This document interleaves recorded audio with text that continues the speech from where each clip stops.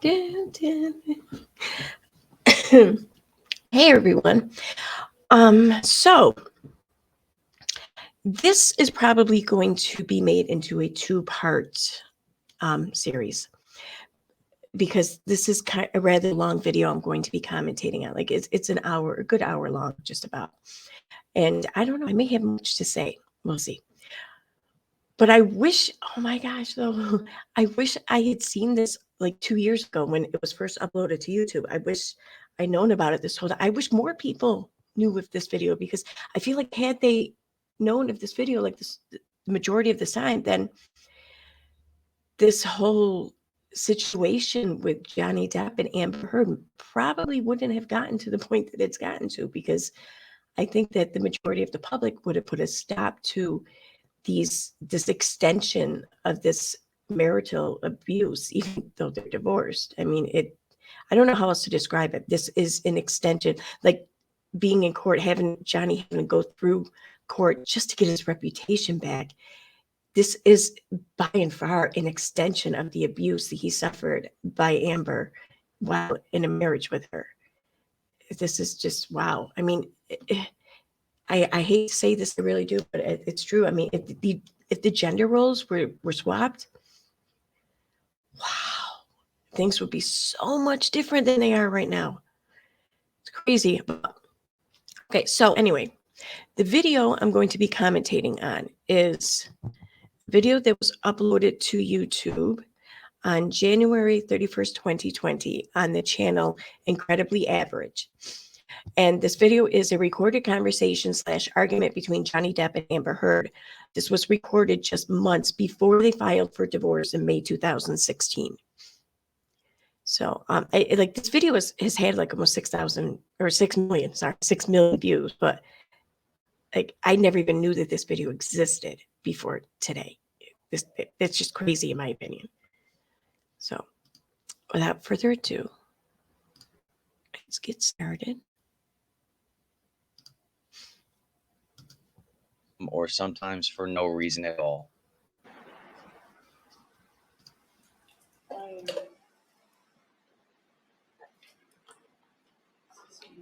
No one else to do.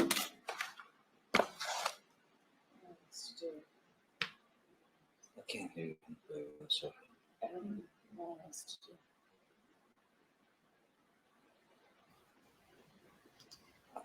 I thought It hasn't been stated as such, but in my mind, I'm choosing to believe that that moment there where he said to Amber that he can't hear her, that he said that because he actually could hear her, but maybe he feared that the recording wouldn't be able to pick her up. I'm choosing to believe that anyway. I thought that we had some sort of game plan.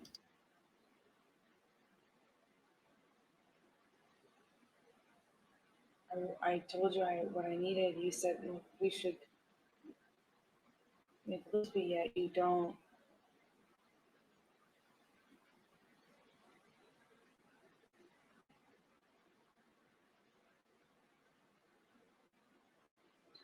Seeing the counselor is not going to just stop and do it. It's not alone. We got to change how we do things. And I want to trust you. And I feel like all the trust is gone. All the fucking trust is gone in the relationship because you keep splitting. I'm not going to be in a physical fucking altercation with you. Then don't. You fucking hit me last night. You fucking... What about all the other times you split?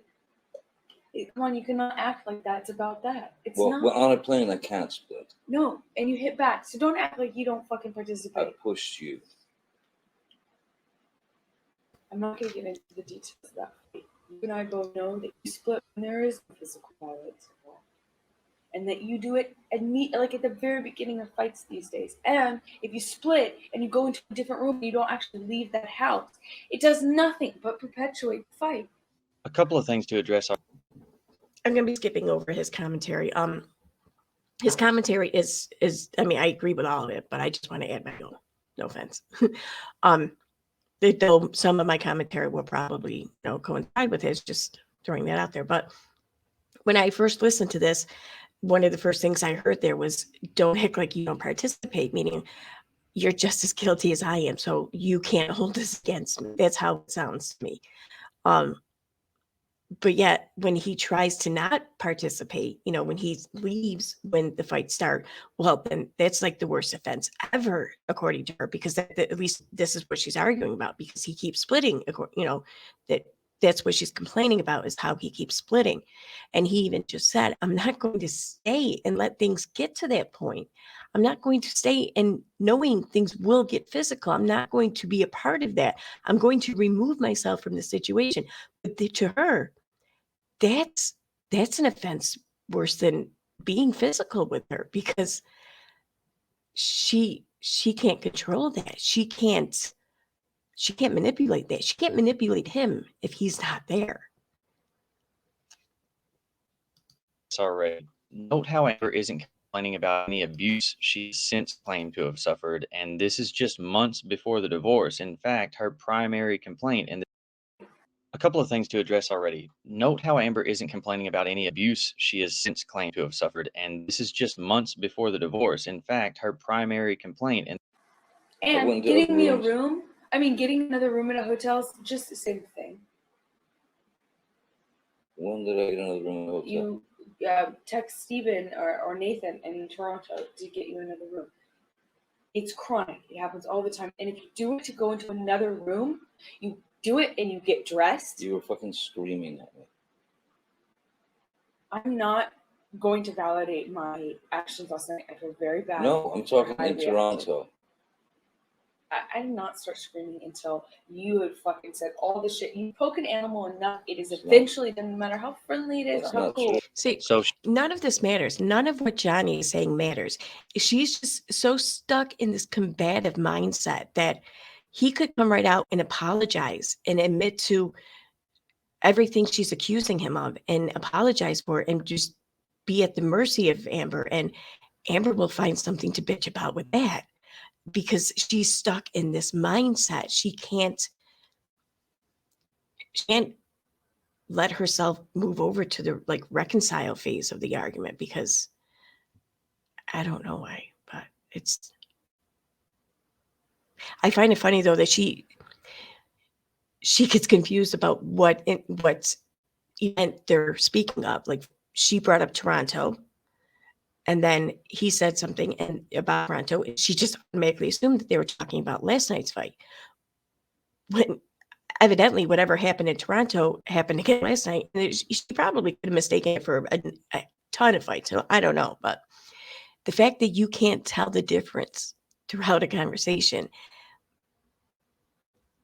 should give you a hint, I think.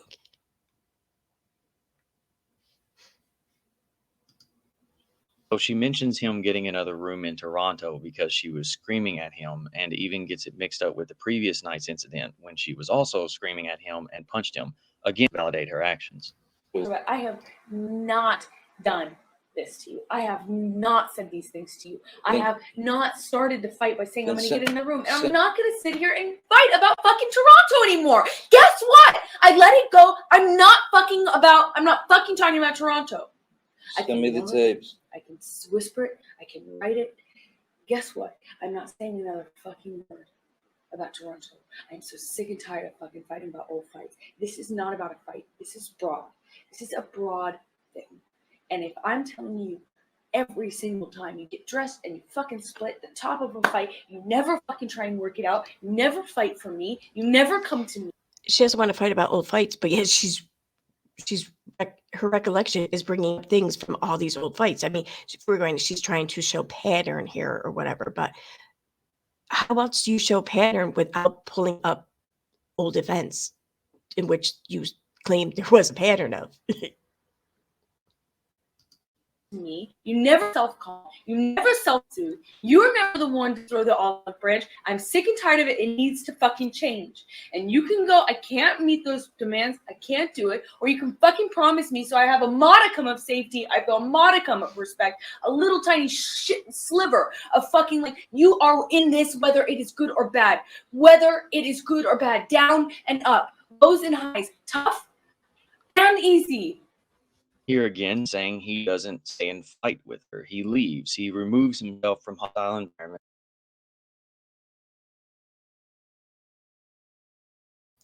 I am going to sit here and give a little bit of my own commentary on this part. The things that she's listing, like, I think myself, like, I felt some of these feelings, and when I was younger, my teenage years especially, and maybe early 20s, maybe even mid 20s. It's like you have to test it. You have to test the person. You have to test the relationship. You have to test the love that they have. You have to push them to see how far you can push them. And God damn it, you better not ever find that limit. Like there better not be a limit. And if there is, then then it's not real love. It's not true love or whatever. Because you want to feel like there's nothing you can do to drive them away. That is such an immature mindset, though. It's crazy. And all you're going to do, you're going to create the situation in which you fear. You're going to literally push them away by trying to test their limits. You're going to create the limits in which you hope to never find.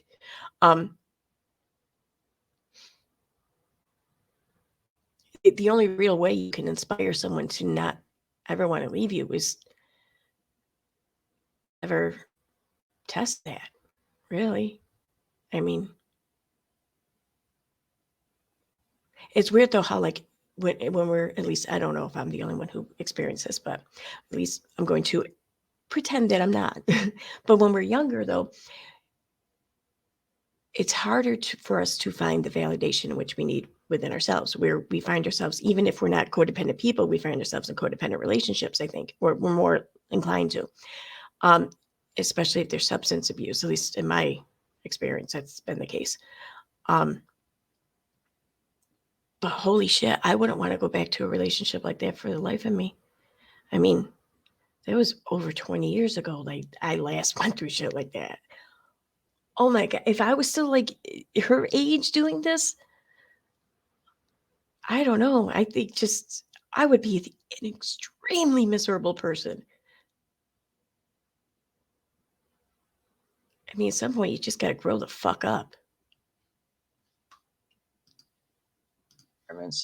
In her words, every single time you split at the top or beginning of a fight. But I thought he beat her whenever she questioned him or at the drop of a hat. Also, notice how much she does broad subject of him leaving when a fight starts. And you may have caught on, she uses the terms needing safety. You'll realize as this progresses, she wants to be confident he won't leave, but rather stay and fight through the bad times. You got the tapes. Let me hear them. Send me the fucking recordings. I will. Just text them to me. I don't know how else to say I will to you. I haven't, because we have not been well. We have not been good. When I fucking move out, if I move out, then you'll have them, and you can fucking relish them. You won't fucking like it, what you hear. That's crazy. I mean, first she starts yelling, I don't know how else to tell you that I will. She's getting so hyper upset over that because that's the one thing that she can feel actually righteous in. Like, she knows that she just said that she will, and he's still asking. Therefore, she's not being listened to. Therefore, she's got a right or reason in her mind to just unleash on him, because that's how wrong she is and everything else. That's what she has at her disposal to feel right about. And then the whole, I haven't sent them to you yet because we haven't been well, meaning you have to show that you're in line. Get yourself in line, get yourself together. What do you get yourself under control? Then I'll share them with you. And then she wants to try and discourage him from even following through with obtaining them by warning him, you're not going to like what you hear. It's there must be some really telling shit on those tapes, whatever they are. Won't make you happy. But you hear what I'm telling you. That was after Toronto. Yeah, that's when we came back here. I know where we Toronto, were. Boston, here. I know where we rehearsals. were. We've been on the road basically since Australia, and I have been at your side. And I have not been filming a movie. Well, we were on our honeymoon. I hope you were at my side. I'm not talking about just a honeymoon. Now, am I? I'm talking about many months. And was it all the honeymoon? No. I have been at your side throughout it all. You said, why did you come to Rio? And I answered you. that, wow. Okay, yeah, for granted, it probably wasn't the honeymoon that they were on the entire time that they're on the road throughout these months that she's talking about. But apparently, what I take away from that is that it sure felt like the honeymoon to him the whole time. That the marriage still felt like the honeymoon to him. It's got to be kind of heartbreaking to realize that you were alone in that feeling.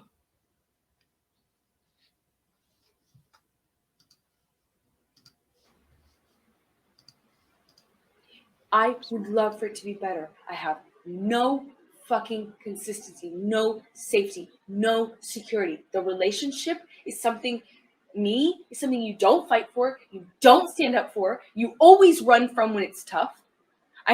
I'm telling you, I need more. We didn't say vows. Translation. You don't come chasing after me every time it looks like I'm going to leave and every time I lose my shit. You don't come to console me, to make me feel better about having lost my shit. You don't come to ease my anxiety or my worry when I know I pushed things too far.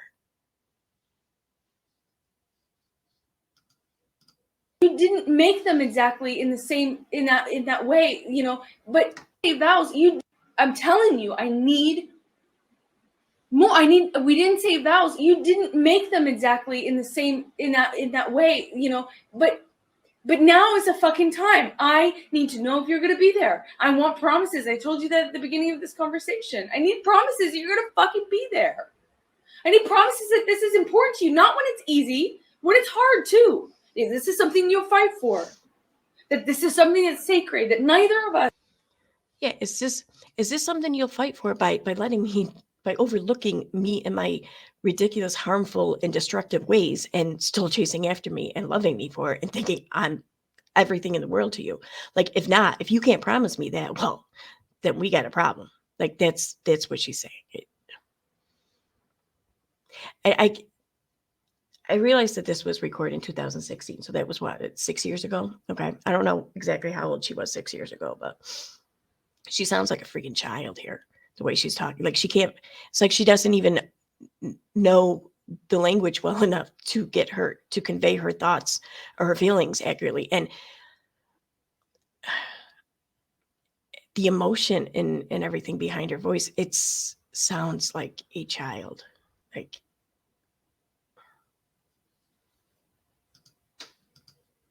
Us throw out every fight. I can't be the only one to hold the promises. I was in Toronto and it fucked me over. I can't be the only one. You can't be the only one. If I split on you, all those times that I thought about doing it would not be here. And I stayed, and it's tougher. That's stronger. I'm stronger. we're only still together because of me, not because of anything you've done. Like, if they were true, then why the hell would you want to still be in that relationship? It is easy to run. It is easy to run away from problems. It is easy to take that out and say, well, that's the easiest. That's the safest way out. I'm not saying we should get in physical altercations. I never want to be in that. Never. But you push me to it. But every time you don't like what I say and you fucking run away, will never work out anything. You can't run away every fight. Yep. You see, you can't run away with we fight. You can't just remove yourself from the situation. You're the reason why it gets to that physical point, even though you remove yourself from the situation before it can get in that physical point. And if you didn't remove yourself from the situation, it'd still get to that point. But it's your fault because at some point in the past, you removed yourself. You can't. It's easy. It's not brave. It's not strong. It's harder to say to somebody, I want to work this out. I want to face what I have. I want to face what you have. I want to work it out with you. You're not working it out. You're running away. And then you make me be the bigger person every single time. Sure, that's true if what you're in is not actually a two-way relationship, but when you collect people, it's easier to stay with the person you've collected rather than go out on your own and try to find someone new to collect. And come to you and knock on the door and come to this house and say, Hey, we're married. It's supposed to be sacred. Calm down. Calm down. I made you. Yes, by default. If you're By never the one default. to do it, one of us is, and I'm the one to do it every time. It means I'm the bigger person every time. It means I have to be the strong one. It means every time I have to fight. It means every time I want to get my way, you're making me have to do it. Like I have to be the bigger person to get my way. You should be doing it for me. For our relationship, and you get to be lazy. You get to be cowardly. I don't know what it is. What are you here for? What do you need me for? Once again, I am fighting for the relationship. With a guy that you don't fucking trust or like? Why? I did not say I didn't like you. I love you. You're my favorite person. It's true. She didn't say that she didn't like him. She sure as hell implies it. In the world. I don't see how. I remember what I said at the beginning. I'm sorry you feel like you can't imagine it, but I said this to you. I'm sorry that you can't see the love I have for you throughout all my insults. Like, I'm sorry you can't see that. Like, it's his fault. It's not her fault for causing him to feel that way. It's his fault for not just seeing through her vitriol and seeing some non-existent love underneath. To you at the beginning of this conversation, I said you're my favorite person in the whole world. If you weren't the most magnetic, shiny, beautiful, interesting, dynamic person I had ever met in my life, it would be so easy to walk away from this bratty thing that you do. Untrustworthy. The shiny throws me off. Like the rest of that, okay, maybe, but still, I don't know. Shiny, like it's like again, he's not a person. He's something for her to collect, to own, to have ownership over, to have at her disposal, to serve a need or fill a void for her. So when that's the case, then yeah, you see something as shiny rather than something as when something is shiny to you, it's something you want to own. But when it's something that you want to be a part of, then you want to be shiny to it.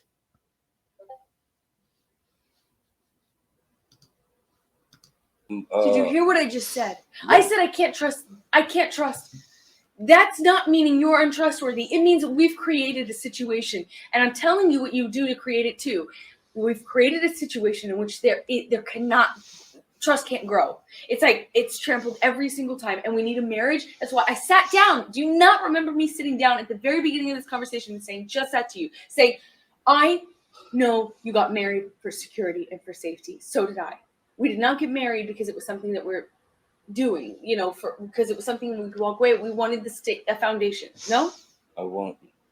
Yes, I wanted to make you my wife. Yes, but you could just have me as your girlfriend if you didn't want the foundation. And you told me, and maybe you go back on it now. Fine, okay, cool. Lie about that. I don't know. You told me you wanted a foundation. You told me you wanted the security. You wanted the safety. You liked the foundation. At the beginning, you said, I really like having that. It feels safe. So don't argue with me when I say it now. I'm not arguing with you. Oh, yeah, but you had to pick it apart. By saying... Well, she picked it apart in her explaining it. He agreed and elaborated. Because I loved you and you're my wife. I wanted you to be my wife. That's picking it apart? No. Then how did I pick it apart? I don't know. I can't. I want to fight about the semantics. How come when I come up with a point? I don't want to fight about semantics because you're right. The semantics are that you're right, and I don't want to fight about it. I shouldn't laugh because this really isn't funny. I mean, it's not funny for either of them. It's sad, really, for both of them. But you can't answer it. You don't want, or suddenly you don't want to answer it. What am I not answering? Because I don't want to fight about this new thing? No, I don't want to. I said you wanted the safety and security, and you stopped me, you interrupted me, and then you said, what? Because I wanted to have you as... I didn't interrupt you. You asked me, right? You said, right? I meant you interrupted. No. I meant said. You said. About that. See, now, is this... I want to go back there.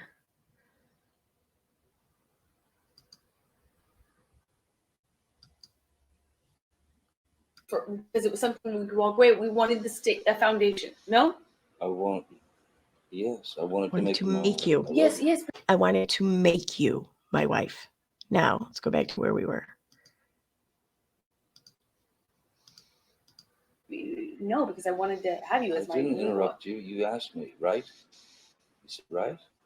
I meant you interjected. I meant you said. You asked me. What? Because I said you wanted the safety and security, and you stopped me. You interrupted me, and then you said what? Because no, because I wanted to have you as I my. didn't interrupt you. You asked.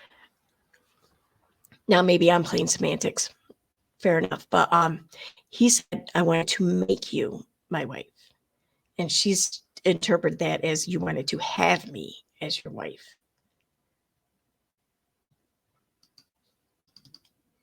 Asked me. Come on. Right? You said, right? I meant you interjected. I meant you said. You said. How about that? See, now, is this better? I answered you. I addressed what you're saying. Now, can we please not fight about that? And I said, because I love you. You said loved. It was past tense. You were talking about a past event. We're talking about a fucking sense. If I used loved, my apologies. It doesn't mean that now. See how much she actually does pick apart the things he says, or sometimes even doesn't Yeah. say. Kind of like, oh, you said loved, he said love part, but then accuses him of picking it all apart. She says she doesn't want to fight about the very things she's trying to verbally beat him down about. My whole point. Sorry, I'm skipping over it. I don't know what an issue is. Is that you love me? Yes, you married me though because you wanted some safety, some security, some stability, a foundation. Of course, I want that with you. It's why I married you. But I need the safety. I need the security. I need the boundaries. And I think you. Could you not agree? I need the same things. So When you start flipping out, I can't put a word in, and it's manic and angry. What the fuck, Amber? I get angry. I'm human. Hey, she gets angry. Yeah, that's crazy. It isn't human to get manic like that with someone you love. At least not every freaking argument. I mean, that's not human. Hey, you can't, how can you blame me? I'm just human. I'm like everyone else. No, you're not. No, you're really not. She yells. She hits him. It's human. Let her be. Just try. Let's both try. If there's anger, if there's something fucking really, really fucking poking us in the ass, let's try. Try not to fucking fight. Try to address it without jumping down each other's throats, because all that's going to do is build a mountain of fucking resentment, some species of fucking hatred within the love, and so totally fucking mistrust, because you say you don't trust me. I get it. Okay, I'm flake. I'm with this. I'm with that. I didn't All say right. as a person. I was speaking specifically about this. I don't trust the marriage. I don't trust you. I don't feel safe with it because you always fucking bail on it. Well, It's Translation, I don't feel safe to be my crazy self every time I want, and to manipulate you to doing what I want, what I need to validate, to fill whatever void I'm feeling that day. If I don't feel safe to do that, well, then you're the problem.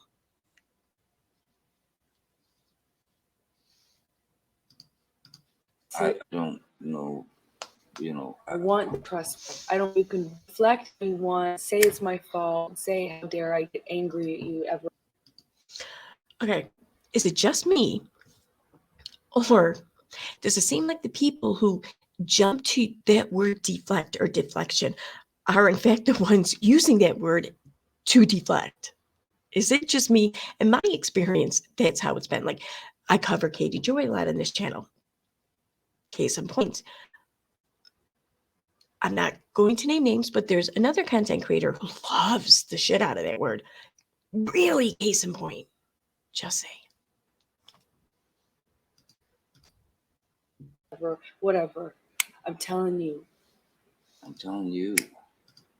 I don't know. I don't know. You. I don't know what. And the sometimes thing I is. don't. I don't want to fucking be there and go through the shit. I don't, man. I don't. No. I don't want to, because I don't want to fucking fight. But it doesn't have to be one. It's not like I'm saying, hey, choose fight. You just said I get mad, I'm going to scream. No, I didn't say that's always the case. I said, yeah, I'm mad. She literally said earlier in this recording that she gets mad because he bailed instead of staying and choosing to fight. It happens. It happens. Yes, I know. It happens often. If you think I'm some fucking tyrant or bully, then don't fucking be with me. But don't sit here and insult me like I'm the fuck up because I have the You're audacity to get saying mad. that I'm the tyrant, the bully, and at the same time the guy that runs away and You run away every single fight. What a tyrant. Okay, so I mean, then what are you? I'm not doing lying with me? about it. Then what are you doing with me? I already answered that. I already said that we went through this conversation literally 5 minutes ago. I answered this already 5 minutes ago. You just said to me. Did she though? Because the only thing I heard regarding anything like that is her giving this description of when they first hooked up, like how he was shiny. Me that I shouldn't be with you.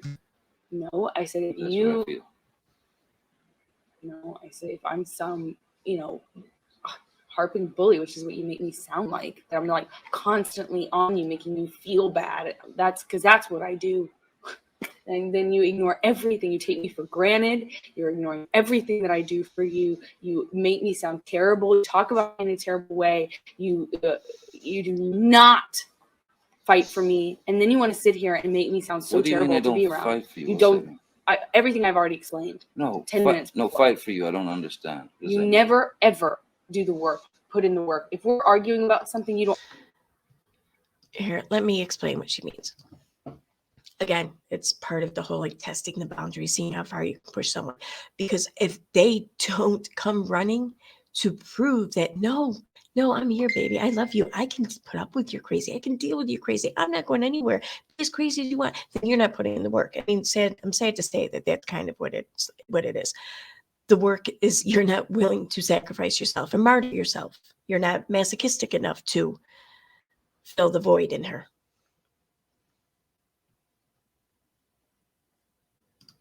You don't ever try to get to the bottom of it, figure out, make peace. You want to make it easy on you to split. You don't fight me. You don't fight when there's a problem. You don't come to me. You don't make peace with me. Why would he have to come to her if she's there? If she says that instead you instead of coming to her, he splits or whatever. Well, why? How can he split if he has to go to her? So it sounds to me like she gets all mad and pissed off. She splits, and then okay, dude, you need time. Let me give the time to you. All right. And then she's like, how dare you not come after me? Never extend an olive branch. You're never the bigger guy. You're never the one that's like, okay, I'm going to put my own feelings aside for a second and say, this is bigger than us. Let's stop fighting. You never are the one to come and knock on my door. You take me for granted. It's not true.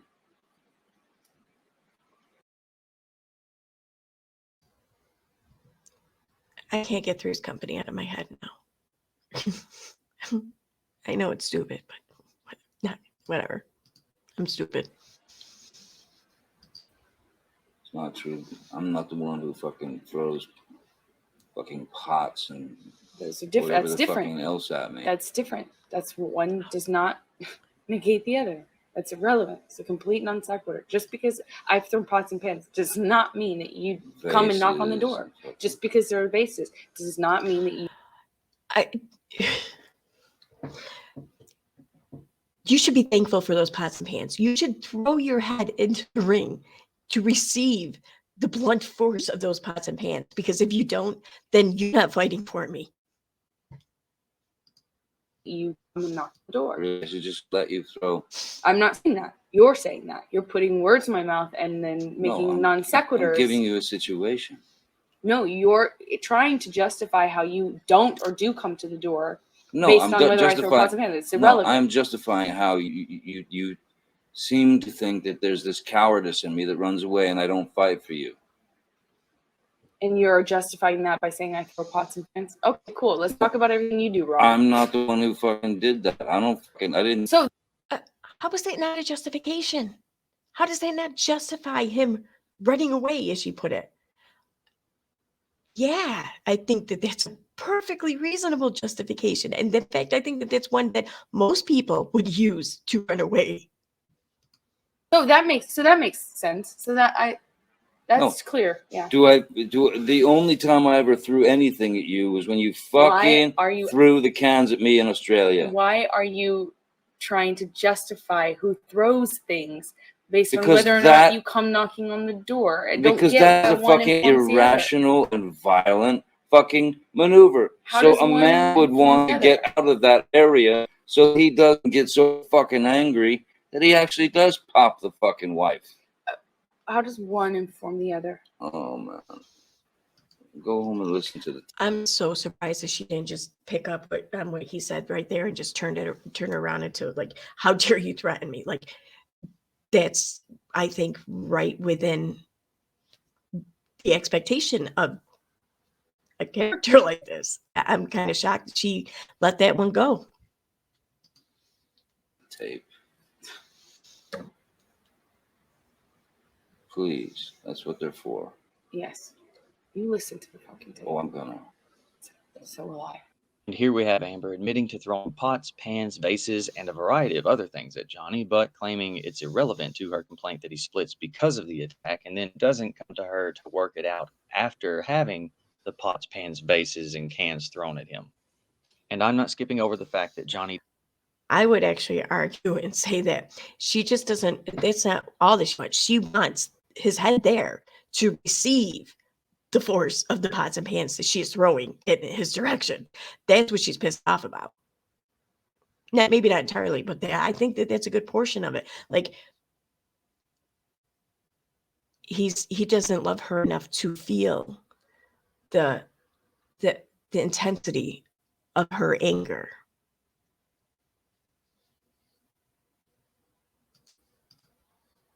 He did say he threw a can back when she threw a bunch at him, and notice he brought that up for credit for honesty while she doesn't even want to discuss it, and neither mention the can actually hit her, nor does she dispute this being the only time and reason that he threw. I'm not going to sit here and promise you I'll never get mad at you or that you'll never fuck up. I know you want to live in a world where everyone just says yes to you and doesn't question you.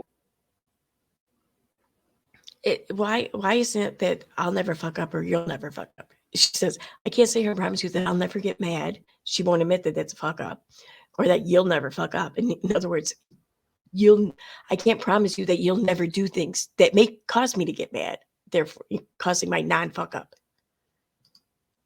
I won't criticize you ever. Don't insult me like that, please. But that's not the case. It's not where you're with me. I am honest with you. I'm sorry. You're not. You don't want to be held accountable. I get it. I'm not sure you're so honest with me. So does she think that he's with her because she's like the one person in his life who won't let him get away with shit and who will tell him like it is? Like, does she really believe that?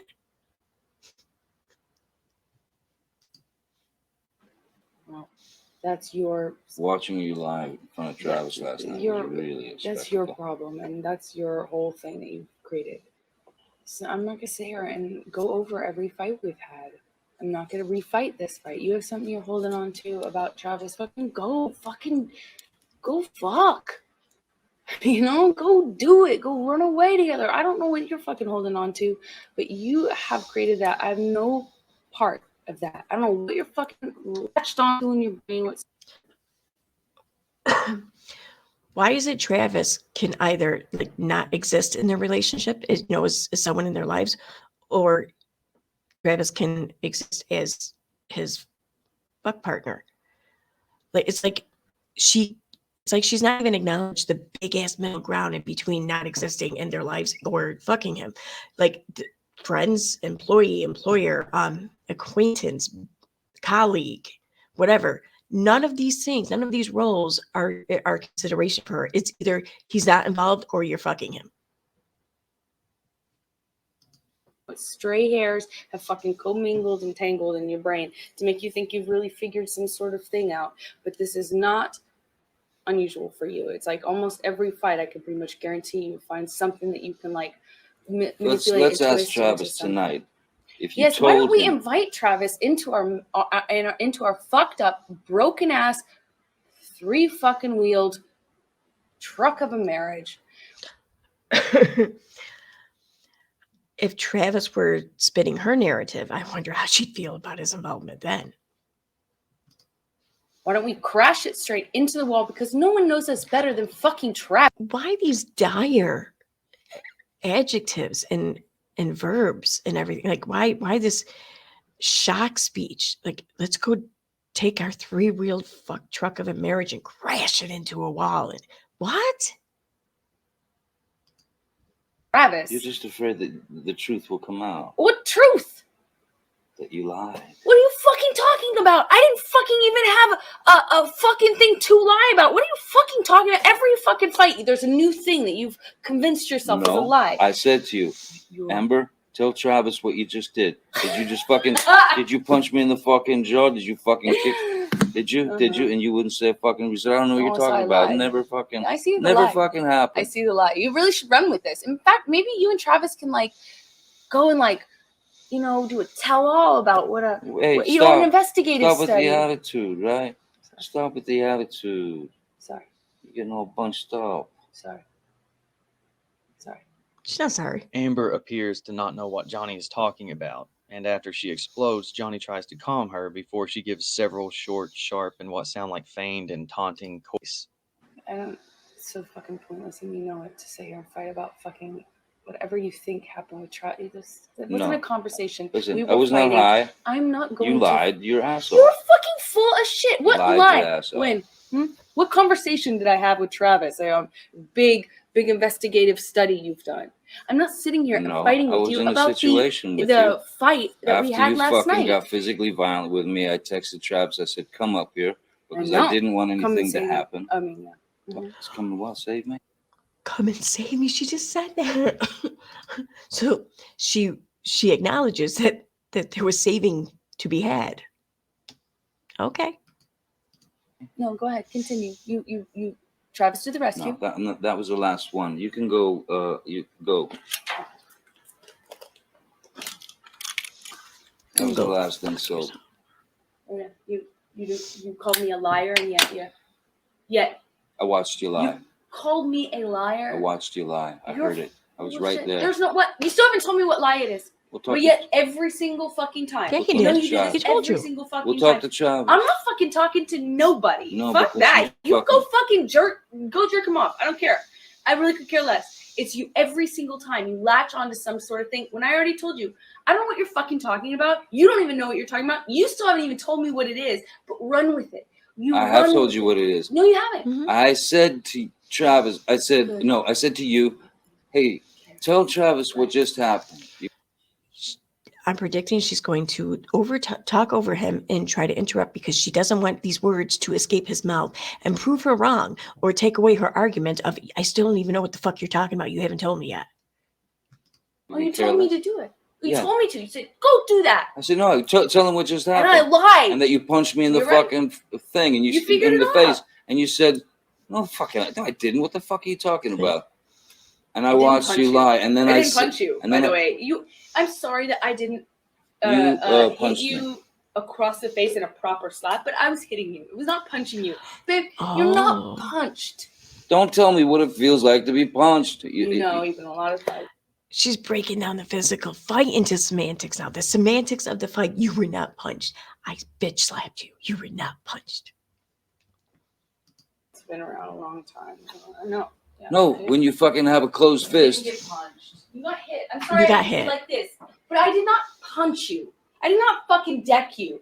I fucking was hitting you. You can't I don't know deck what me. the motion of my actual hand was, but you're fine. Well, if you don't know, then why are you arguing against his recollection if he seemingly knows? You're saying I did not punch you. I don't know what the actual hand motion of my hand was, but I wasn't punching you. I did not hurt you. I did not punch you. I was hitting you. How are you? Oh, okay. So every survivor of a domestic violence situation or home life, it wasn't real because they're fine today. Your toes. What am I supposed to do? Do this? How are your I'm not toes? sitting here bitching about it, am I? You are. Oh, That's the difference you between poor me and toes. you. You're a fucking baby. Yeah, you're a fucking baby. You can't take some chick hitting on you, but God forbid if you even think about touching me. Well, we know what happens there. Because you start You physical are fights? such a baby. Because Grow you- the fuck up, Because you start Johnny. physical fights? I did start a physical fight. Yeah, you did. So I had to get the Because- fuck out of there. Yes, you did. So you did the right thing, the big thing. You know what? You are admirable. Every So why are you having the fight? single time. What's your excuse when there's not a physical fight? Then what's the excuse there? Oh, I know Still the be answer. admirable. I know the answer. I know it's to avoid one from being created and forming and growing into the physical fight. That's why he leaves before one begins, because if he doesn't, then one will begin. It's avoiding one. See, it's better to avoid one than to escape one. Right? Just by running away. And you can sit here and call me names, but you get called a name, and what do? That's the last insult. You're a baby. You're a hypocrite. You don't do anything that you actually do. You expect from people what you can't give them. But this seems to be the day following the incident I covered in this video, in which Amber admitted in her 2016 deposition to pushing her way into the bathroom where Johnny was hiding from her, and in his attempts to keep her out, the door scraped. I'm planning on going over more of these videos because I can't believe that these videos exist and no one fucking knew about them, or no one's telling me about them. No one's talking about them. Even now with the trial going on, it's like no one's yet talking about this. Is crazy. Scraped her toes, and when he leaned down to check, she kicked the door into his head and punched him in the face. And holy cow, the admissions here. Amber claimed agreeable, but I don't know. What are you doing with this? I'm giving you a Xanax in case you need it. Oh, thank you. Seems like it's worn off. Yeah, it probably has. Wait, what? Seems like it's worn off. Yeah. Xanax in case you need it. Oh, thank you. Seems like it's worn off. Yeah, it probably has. Oh, thank you. Seems like it's worn off. Did she say it seems like it's normal? I think that's what I'm hearing. She's drugging him. She's drugging him to, oh my God, to make him more manageable. She's fucking drugging him. And then she's giving him shit for it. If I'm hearing it right, it seems like it's normal. It's like this. Yeah, it seems like whenever we fight, it's just normal now for you to take a Xanax. She's giving him the Xanax to make him more manageable, and then giving him shit for having to do it. Yeah, it probably has. I haven't even been able to have like a fight with you beyond in any real talking kind of speaking context in so long, because anytime anything goes wrong, you split. Like it's your first thing. It's unnecessary. It's not always you're splitting because there's blows or because there's yelling or anything. You split most times when I'm still speaking in this volume. Again, the nerve of you for wanting to prevent the altercation instead of escaping it. And nothing has been thrown or hit or anything. Yet. No, I can change certain things that are hurting you. But I know I can't blame myself entirely for going straight to the fucking finish line, the first sign of stress yesterday. But you take off and you leave, you abandon me. She doesn't use the word, but that's where she's getting at. You abandon me when I'm just talking to you in this volume. But so you can't blame me for jumping right straight to the finish line yesterday because I was just so angry. Because of how it's been lately. Since Australia, and I've been on the road with you. I haven't been working. I don't know what else I could fucking do. Since Australia, we've been on a honeymoon and we had a great time, other than the fact that we had a fight in the train, which was physical. Yeah. But then we had a fight in San Francisco. But I thought everything else was great. You're saying you've been pondering this since Australia. No, the splitting. Me splitting. Like the lack of, I even said this in Australia. I feel like it was so good for so long. We talk about things. Remember we were allowed to have fights then. Remember we allowed ourselves to say, hey, you did this or you took. Remember we even had a little argument and it was okay. An argument. I don't know what the fuck has changed. I can't figure it out. And I don't mean to criticize anything that you do, but it's so chronic with you, the changes in personality. It's like sometimes you get these clarity. Let me rewind that. Clear minds, anything figured out. We allowed ourselves to say, hey, you did this or you took. Remember, we would even have a little argument and it was okay. It was an argument. I don't know what the fuck has changed. She doesn't know what the fuck has changed. You can't figure it out. And I don't mean to criticize anything that you do, but it's so chronic with you, the changes in personality. It's like sometimes you get these clarity. It's chronic with you, the changes in your personality. But I don't know what the fuck has changed. I can't figure it out. Please. Oh my God. It's just, I don't know if she's just really a shitty actress or she just hasn't had enough life experience to even accurately portray someone in the situation that she is envisioning herself in. I'm not sure which it is, but either way, you got to know that you're fucking suspect as hell. People can see right through this, right through it. And the delusions of grandeur for anyone, actress or not, to think that they can pull off this performance that she's expecting to get away with in court is just wow. Like when the entitlement, the fucking entitlement. That's what it is. And on that note, I'm going to wrap this up now because I'm about halfway through the video and I will pick this up in part 2, which will be uploaded within days of this one, probably within a day. So, all right, this is, wow. I wish I knew these videos existed earlier, but hey, at least I know now and at least I'm sharing them with everyone. So at least there's that. All right. Bye.